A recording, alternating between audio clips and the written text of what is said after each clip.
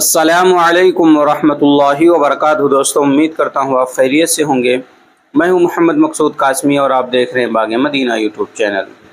دوستوں، جیسا کہ میں نے کل ویڈیو کے ذریعے آپ حضرات کو بتلایا تھا کہ 200 مفتیان اکرام جو پورے ملک ہندوستان سے، چاہے وہ دارالعلوم دیوبند ہو یا سہارنپور ہو یا جامع مسجد امروہہ ہو یا ندوۃ العلماء لکھنؤ ہو، یہاں سے مفتیان اکرام نے شرکت کی تھی اس پروگرام میں، اور وہاں بہت ساری تجاویز پیش ہوئیں، بہت سارے مسئلوں کو اٹھایا گیا اور بہت ساری چیزوں کو حل بھی کیا گیا، اور متفقہ طور پر بہت ساری چیزوں کے بارے میں کڑا فیصلہ بھی لیا گیا ہے۔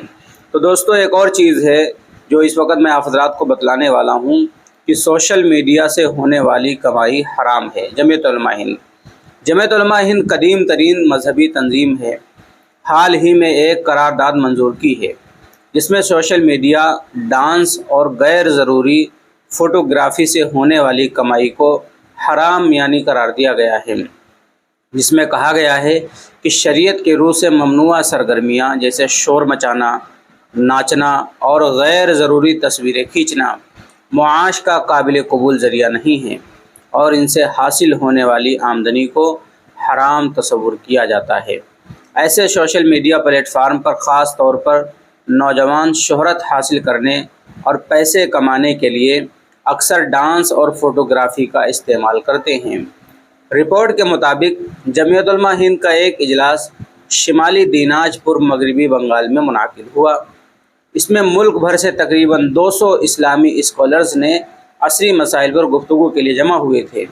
اجلاس میں ناجائز دولت سے متعلق مسائل، خاص طور پر جدید کاروباری طریقوں اور غیر قانونی کاروباروں پر بھی تبادلہ خیال کیا گیا۔ اجلاس میں یہ بھی کہا گیا کہ سود، رشوت، چوری، جوا، دھوکہ دہی یا جھوٹے معاہدوں کے ذریعے حاصل کی گئی جائیداد کی سختی سے ممانعت ہے۔